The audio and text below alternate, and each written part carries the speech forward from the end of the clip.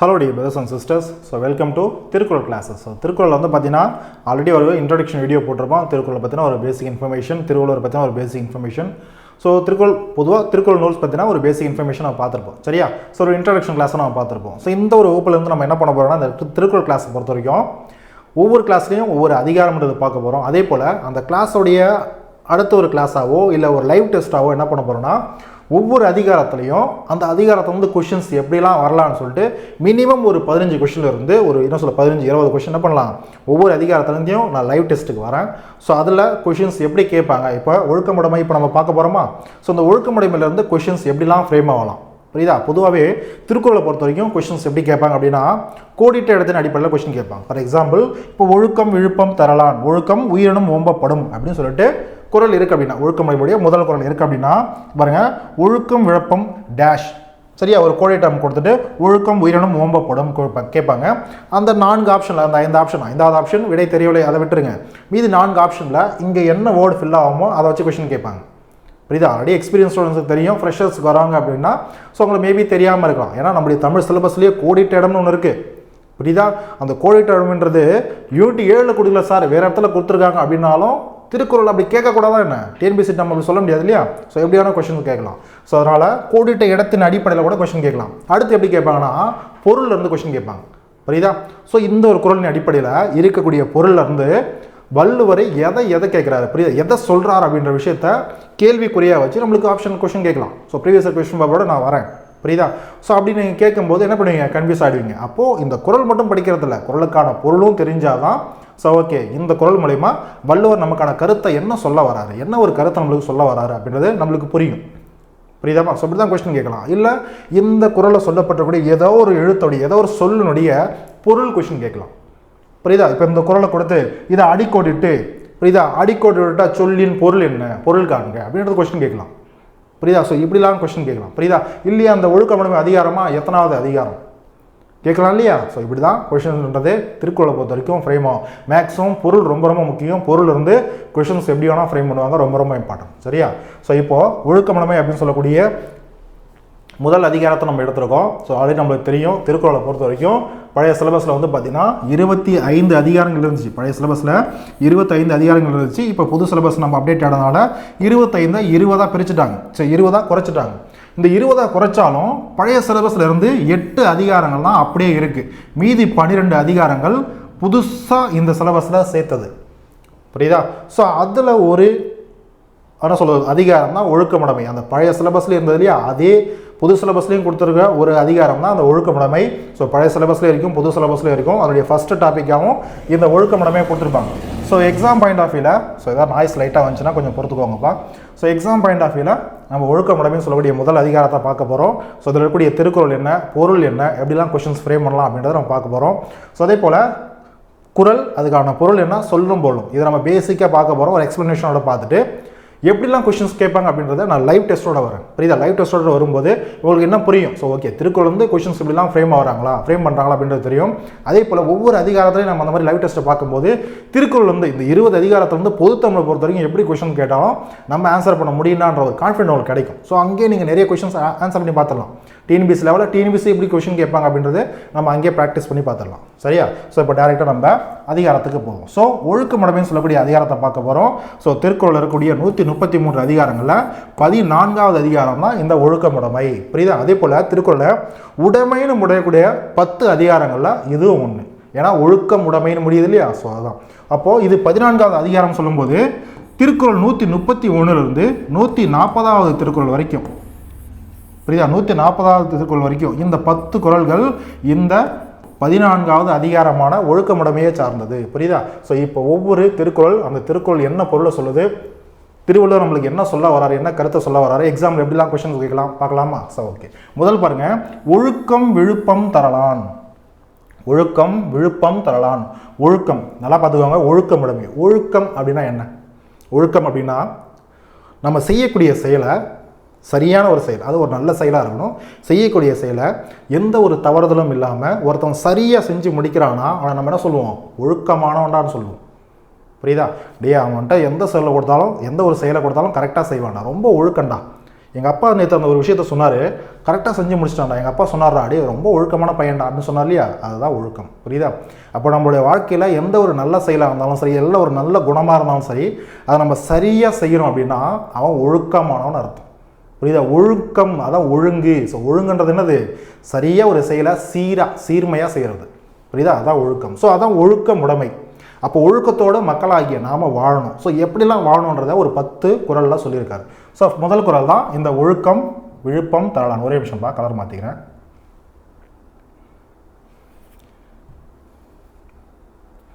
So okay.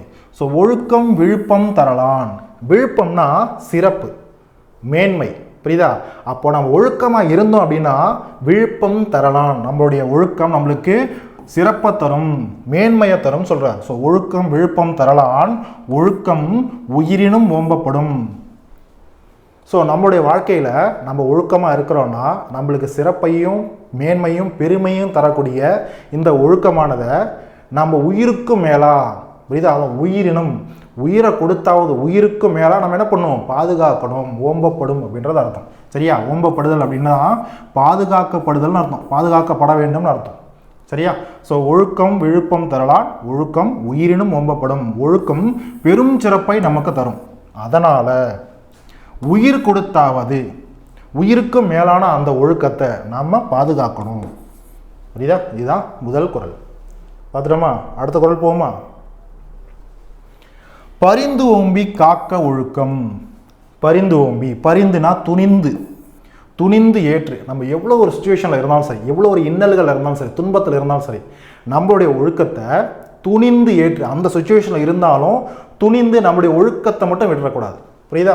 அப்போ பரிந்து ஓம்பி, ஓம்பினது காக்கணும், நம்மளுடைய ஒழுக்கத்தை காக்கணும். எதை காக்கணும்? ஒழுக்கத்தை காக்கணும். அப்போ பரிந்து ஓம்பி காக்க, எதை? ஒழுக்கத்தை காக்க. அப்போ துணிந்து நீ எந்த சுச்சுவேஷனில் இருந்தாலும் சரி துணிந்து ஏற்று உன்னுடைய ஒழுக்கத்தை நீ காக்க வேண்டும். ஏன் நான் இதை சொல்கிறேன்னா, வள்ளுவர் சொல்கிறார், ஏன் நான் இதை சொல்கிறேன்னா, தெரிந்து ஓம்பி தேரினும். தெரிந்து எவ்வளவுதான் தெரிஞ்சு பாருங்க, ஓம்பி தேரினும்னா ஆராய்ந்து பார்க்கறது, தேடி பார்க்கறது. நான் எவ்வளவுதான் ஆராய்ந்து பார்த்தாலும் தேடி பார்த்தாலும் உனக்கு துணையாக இருக்கக்கூடியது இந்த ஒழுக்கம் தான். புரியுதா? அதான் சொல்கிறாரு. ஸோ பரிந்து ஓம்பி காக்க ஒழுக்கம், தெரிந்து ஓம்பி தேரினும் அக்தே துணை. யாருக்கு? நமக்கு. புரியுதா? ஸோ அந்த மாதிரி நம்மளுடைய ஒழுக்கத்தை, நம்மளுக்கு துணையாக இருக்கக்கூடிய அந்த ஒழுக்கத்தை நம்ம எப்போ என்ன பண்ணணும்? பாதுகாக்கணும்னு சொல்கிறார். புரியுதா? பாருங்க, எவ்வளவு வருந்தினாலும் வாழ்க்கையில் எவ்வளோ துன்பத்தில் இருந்தாலும் சரி, எந்த சுச்சுவேஷனில் இருந்தாலும் சரி, புரியுதா, நம்ம என்ன பண்ணுவோம்?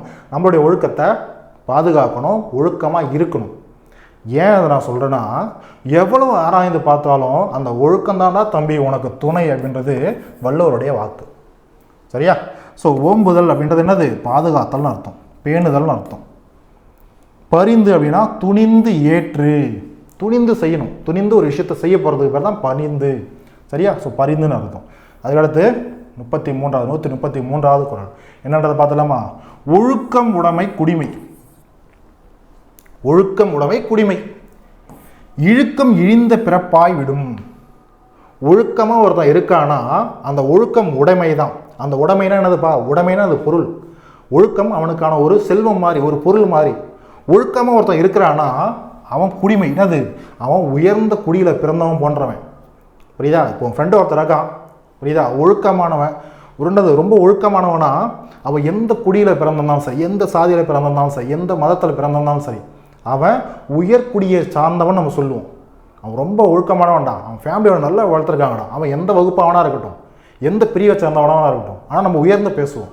அப்போ ஒழுக்கம் உடைமை குடிமை. ஒழுக்கம் உடைமை குடிமை என்னது? ஒரு நல்ல குடி, குடி மேன்மையை சொல்லும், குடி பிறப்பை பற்றி சொல்லும். புரியுதா? அப்போ ஒழுக்கம் உடைமை குடிமை. இழுக்கம், இழுக்கமானது ஒழுக்கத்துக்கு அப்படியே ஆப்போசிட் தான் இழுக்கம், எதிர்ச்சொல். இழுக்கமானது ஒழுக்கம், ஒழுக்கம் இல்லாமைன்னு அர்த்தம், ஒழுக்கமின்மைன்னு அர்த்தம், அதான் இழுக்கம். புரியுதா? அப்போ ஒழுக்கம் உடைமை குடிமை. இழுக்கம் ஒழுக்கம் இல்லாமை என்னது? இழிந்த பிறப்பாய் விடும்.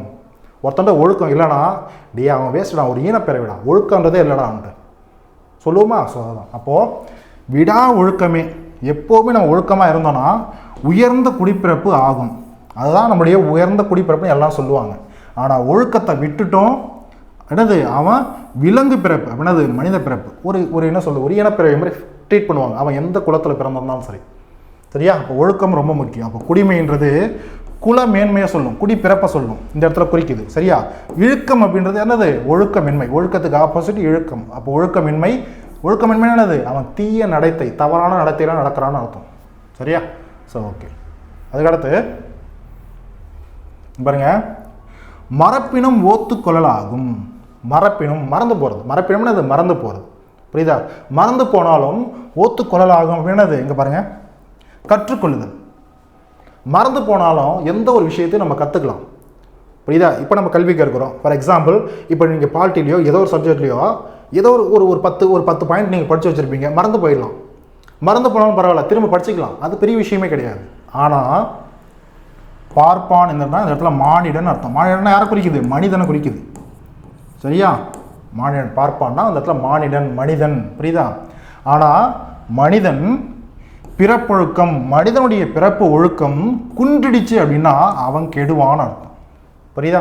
அப்போ மரப்பினும் ஓத்த குழலாகும், பார்ப்பான் பிறப்பொழுக்கம் குன்ற கெடும். மறந்து போனாலும் ஒரு விஷயத்தை கற்றுக்கொள்ளலாம், ஆனால் மனிதனுடைய பிறப்பொழுக்கம் குன்றிடுச்சு. குன்றுதல் என்னது? குறைதல்னு அர்த்தம். புரியுதா? அப்போ குன்றிடுச்சு, குறையுது அப்படின்னா, அவனுடைய ஒழுக்கம் குறையுது அப்படின்னா, தவறுது அப்படின்னா அவன் என்னது? கெடுவான் அப்படின்னா ஒழுக்கம் இல்லாதவனா மாறிடுவான்னு அர்த்தம். சொல்லுவோமா? ஸோ அதுதான் பாருங்க, கற்பவன் மறந்தாலும் படித்து கொள்ளலாம், ஆனால் மானிட ஒழுக்கம் குறைந்தாலோ அவன் கெடுவான். ஒழுக்கம் இல்லாதவனா ஆயிடுவான். கெடுவானா என்னது? ஒழுக்கம் இல்லாதவனா ஆயிடுவான். சரியா? ஸோ அடுத்த குறள் பார்க்கலாமா? பாருங்க, அழுக்காறு. அழுக்காறுனா பொறாமை. அழுக்காறுனா பொறாமை. அழுக்காறு உடையான் கண் ஆக்கம். நல்லா பார்த்துக்கோங்க, இந்த குறளில் இல்லை என்ற சொல் இருக்கு இல்லையா, இந்த சொல் ஒரு பொதுவான சொல். இந்த கருத்துக்கும் பொதுவாக இல்லைன்னு வரும், இந்த கருத்துக்கும் பொதுவாக இல்லைன்றது வரும். புரியுதா? ஸோ எப்படின்னு பார்க்கலாமே. அழுக்காறு உடையான் கண் ஆக்கம். அழுக்காறுனா என்னது? பொறாமை. பொறாமை உடையான் கண்ணா பொறாமை உடையவன் அர்த்தம். பொறாமை உடையவனுடைய வாழ்க்கை ஆக்கம். ஆக்கம்னா அது பொருள். புரியுதா? அவன் பொருளோடு இருப்பான், இல்லை நல்ல வளர்ச்சியோடு இருப்பான். பொருள், செல்வம், வளர்ச்சியோடு இருப்பான்னு அர்த்தம்.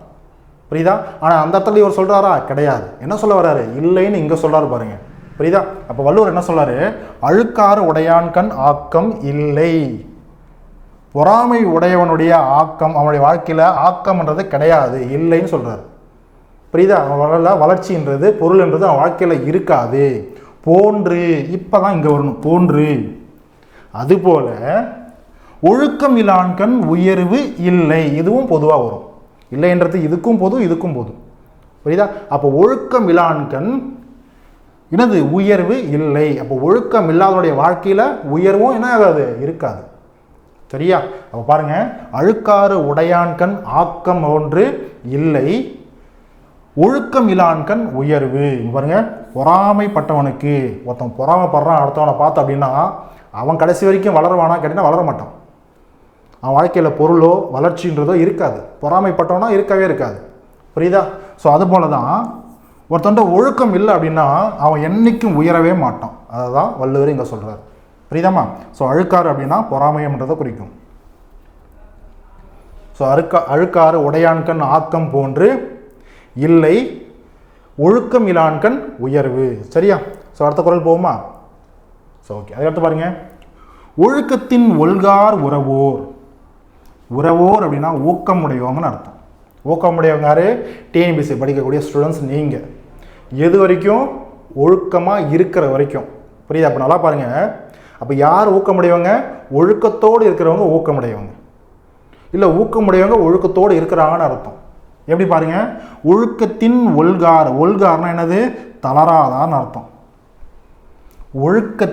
ஒழுக்கத்தனை உடையவங்க தளர மாட்டாங்க. ஏன்? அங்கே ஊக்கமுடையவங்க. இங்கே பாருங்க, ஊக்கமுடையோர். உறவோர்னு என்னது? ஊக்கமுடையோர். இங்கே பாருங்க, உரமுடையவர்னு கொடுத்துருப்பாங்க பொருளில். உரமுடையவர் அப்படின்னாலும் உறவோர் அப்படின்னாலும் எல்லாம் ஒன்று தான். அப்படின்னா என்ன அர்த்தம்? ஊக்கமுடையவன்னு அர்த்தம். அப்போ என்ன சொல்றாரு பாருங்க, ஊக்கமுடையவங்க ஒழுக்கத்தை சிறிதும் தளரார். அப்போ நீங்கள் ஊக்கத்தோடு படிக்கிறீங்க அப்படின்னா என்ன அர்த்தம்? ஊக்கத்தோடு படிக்கிறீங்க அப்படின்னா அந்த ஊக்கம் உங்களுக்கு ஒழுக்கத்தை கற்றுக் கொடுக்கும். அப்படின்னா என்னது? ஒரு 3 மணி நேரம் நம்ம டிஎன்பிஎஸ்சிக்கு படிக்கணும்பா, உட்காந்து ஒரு பொது தமிழோ ஒரு பொது அறிவோ படிக்கிறோம் அப்படின்னா ஒழுக்கத்தோடு உட்காந்து படிப்பான், எந்த ஒரு டிஸ்டர்பன்ஸ் இல்லாமல், எங்கேயும் கான்சன்ட்ரேட் மிஸ் பண்ணாமல் ஒழுக்கத்தோடு உட்காந்து படிப்பான். ஏன்? அவனுக்கு ஊக்கம்ன்றது இருக்கும். ஊக்கத்தோடு உட்காந்து படிப்பான். இந்த தடவை நான் போஸ்டிங் அடித்தே ஆகணும்னு சொல்லிட்டு ஊக்கத்தோடு உட்காந்து படிப்பீங்க. புரியுதா? அப்போ பாருங்கள், யாரெல்லாம் ஊக்கத்தோடு இருக்கீங்களோ அவங்களுடைய ஒழுக்கம் கொஞ்சம் கூட குறையாது, கொஞ்சம் கூட தளராதுன்னு அது குறையாது. ஆனால் பாருங்கள், ஒருவேளை உங்களுடைய ஊக்கம் தவறுது அப்படின்னா, குறையுது அப்படின்னா பாருங்க, இழுக்கத்தின் ஏதம் படுவாக்கு அறிந்து, அறிந்து வள்ளுவர் என்ன சொல்றாரு? அறிந்துன்னு சொல்லிட்டாரு. என்னது? இழுக்கத்தை. ஒழுக்கமின்மையை தெரிஞ்சவங்க, ஒழுக்கம் இல்லாதவனுடைய துன்பம் நிறைய வரும். ஒருத்தன் ஒழுக்கம் இல்லை அப்படின்னா அவனுக்கான துன்பம் நிறைய வரும்னு தெரிஞ்சவங்க ஒழுக்கத்தோடு இருப்பாங்கன்னு அர்த்தம். சரியா? பாருங்க, ஊக்கமுடையவங்க ஒழுக்கம் சிறிதும் தளரார், தளரின் துன்பங்கள் பல வரும் என்று அறிவார். அதனால் அவங்க ஒழுக்கத்தோடு இருப்பாங்க அப்படின்னு அர்த்தம். சரியா? So okay. ஸோ உறவோர்னா மன வலிமை உடையோர், ஊக்கமுடையோர்னு பார்த்தோமா. ஒல்காரன் என்னது? தளராதவர்னு அர்த்தம். எதை தளராதவர்? மனம் தளராதவர்னு அர்த்தம். சரியா? So okay. ஸோ அடுத்து பாருங்க, ஒழுக்கத்தின் எய்துவர் மேன்மை. ஒழுக்கத்தின் எய்துவர் மேன்மை. ஒழுக்கமாக ஒருத்தன் இருக்கானா அவனுக்கு எய்தும்னா என்னது? பெறுவான்னு அர்த்தம், கிடைக்கும்னு அர்த்தம். புரியுதா? ஒழுக்கமாக ஒருத்தன் இருக்கானா அவனுக்கு கிடைக்கும். என்ன கிடைக்கும்? மேன்மை கிடைக்கும். அவனுடைய வாழ்க்கையில் மேன்மை, சிறப்பு கிடைக்கும். சிறப்பாக வாழ்வான், ஏன்னா அவன் ஒழுக்கமாக இருக்கான். புரியுதா? அப்போ ஒழுக்கத்தின் எய்துவர் மேன்மை. அப்படியே பாருங்க, ஆப்போசிட். இழுக்கத்தின் எய்துவர் எய்தா பழி. ஒருத்தன் ஒழுக்கமாக இருக்கானா வாழ்க்கையில் மேன்மைன்றது, சிறப்புன்றது அவனுக்கு கிடைக்கும். முன்னேற்றம், மேன்மைன்றது சிறப்பு, முன்னேற்றம், மேன்மை எல்லாம் ஒன்று தான். அப்போ சிறப்பு, முன்னேற்றம்ன்றது, மேன்மைன்றது, சிறப்புன்றது அவனுக்கு கிடைக்கும். இதுவே ஒழுக்கம் இல்லாதவனாக இருந்தானா, இன்மை, அது இழுக்கமாக இருந்தானா, இழுக்கமுடையவனாக இருந்தானா, அப்போ அவனுக்கு கிடைக்கும். என்ன கிடைக்கும்? எய்தா பழி. அவன் வாழ்க்கையில் நினச்சி பார்க்காத ஒரு பழின்றது அவனுக்கு கிடைக்கும். ஏன்? அவன்கிட்ட ஒழுக்கம் கிடையாது, ஏதோ ஒரு ஒழுக்கம் தவறி இருப்பான் அவன்கிட்ட. அப்போ என்ன பண்ணுவாங்க? ஒழுக்கம் இல்லாதவனை எல்லாம் பழி போடுவாங்க இல்லையா? ஸோ அதுதான் சொல்ல வர்றார். ஸோ அப்போது விடா ஒழுக்கத்தால் முன்னேற்றம்ன்றதும் கிடைக்கும் ஒருத்தனுக்கு. ஒருவேளை அந்த ஒழுக்கத்தை அவன் விட்டுட்டான்னா, விடுவதால் ஒழுக்கத்தை விட்டுட்டான் அப்படின்னா அவன் வாழ்க்கையில் பொருந்தாத பழியை அவன் சுமக்க நேரிடும். சரியா? ஸோ இப்போ மேன்மையான இந்த இடத்துல முன்னேற்றம் அப்படின்றத குறிக்கும். எய்துவர் அப்படின்னா பெறுவர்னு அர்த்தம், பெறுபவர் இல்லை பெறுவர்னு அர்த்தம். சரியா? அப்படியே ஆப்போசிட், எய்த அப்படின்னா பெறாதன்னு அர்த்தம், பொருந்தாதன்னு அர்த்தம். சரியாம்மா? So okay. ஸோ அடுத்த கொஸ்டின் பாருங்கள் சார். அடுத்த கொஸ்டினில் அடுத்த திருக்குறள் பாருங்கள். நெக்ஸ்ட் பாருங்கள், நன்றிக்கு வித்தாகும் நல்லொழுக்கம். என்ன சொல்கிறாரு? நன்றிக்கு வித்தாகும் நல்லொழுக்கம். இந்த இடத்துல நன்றி அப்படின்னா நம்ம வாழ்க்கையில் நடக்கிற நன்மைகள் எல்லாத்தையும் அவர் சொல்கிறார். புரியுதா? பாருங்க, நன்மை, நம்ம வாழ்க்கையில் நடக்கிற எல்லாம் நல்லது. இந்த இடத்துல நன்றினா நன்மை, நல்லதுன்னு அர்த்தம். புரியுதா? அப்போ நன்றிக்கு வித்து, வித்துனா என்னதுமா? விதை. நன்றிக்கு வித்தாகும் நல்லொழுக்கம். ஒருத்தன் நல்ல ஒழுக்கத்தோடு இருக்கான், பொதுவாக ஒழுக்கமானவனாக இருக்கானா, அந்த ஒழுக்கம் தான் அவனுக்கு விதையாக இருக்கும். எதுக்கு? அவனுடைய வாழ்க்கையில் நடக்கிற நன்றிக்கு, நன்மைக்கு. புரியுதா? அப்போ நன்றிக்கு விதை எதுனா அவன் செய்யக்கூடிய நல்ல ஒழுக்கம். அவனது நல்ல ஒழுக்கம்னா இருந்தான் அப்படின்னா அந்த நல்லொழுக்கம் தான் அவனுடைய நன்மைக்கு, வாழ்க்கையில் நடக்கிற எல்லா நல்லதுக்கும் விதையாக இருக்கும். ஒருத்தன் ஒழுக்கமாக இருக்கிறான். நீங்கள் நல்லா பார்த்துக்கோங்க. பொதுவாக ஒரு டிஎன்பிஎஸ்சி படிக்கிற ஒரு ஸ்டூடெண்ட் நம்மளே வச்சே பார்த்துக்குவோமே. இப்போ ஒழுங்காக படிக்கிறீங்க அப்படின்னா நீங்கள் ஒவ்வொரு நாளும் உட்காந்து நீங்கள் படிக்கக்கூடிய ஹவர்ஸில் ஒழுக்கமாக படிக்கிறீங்க அப்படின்னா விதையை போட்டுக்கிட்டே வரீங்கன்னு அர்த்தம். புரியுதா? அந்த விதை தான் நாளைக்கு உங்களுக்கு நன்மையை தரும். என்ன தரும்? டிஎன்பிஎஸ்சியில் ஒரு போஸ்டிங்கை தரும். புரியுதா? அப்போ டிஎன்பிஎஸ்சி போஸ்டிங் சொல்லக்கூடிய அந்த நன்றிக்கு, நன்மைக்கு வித்தாக, விதையாக அமைவது எது? நீங்கள் ஒவ்வொரு நாளும் ஒழுக்கத்தோடு படித்த அந்த படிப்பு. சரியா? அப்போ நன்றிக்கு வித்தாகும் நல்லொழுக்கம். அப்படியே என்ன சொல்றாரு? தீயொழுக்கம். நல்லொழுக்கம் வித்தாகும், ஆனால் தீயொழுக்கம் என்ன சொல்றாரு? தீயொழுக்கம் என்றும் இடும்பை தரும். இடும்பைனா துன்பம். புரியுதா? இடும்பை அப்படின்னாலும், இடுக்கண் அப்படின்னாலும் என்ன அர்த்தம்? துன்பம்னு அர்த்தம். இடுக்கன்னா துன்பம் இல்லை வறுமை, அந்த பொருளையும் தரும். ஸோ நோட் பண்ணிக்கோங்க. சரியாமா? அப்போ நன்றிக்கு வித்தாகும் நல்லொழுக்கம். தீயொழுக்கம் எதுக்கு வித்தாகும்? என்றும் இடும்பை தரும். வித்தாகாது, இடும்பை தரும். புரியுதா? So okay. அடுத்த குறள் பாருங்க. ஒழுக்கம் உடையவர்க்கு ஒல்லாவே தீய, இந்த இடத்துல வழுக்கி, இது ஆக்சுவலாக வழுக்கியும் வாயால் சொல்லல்.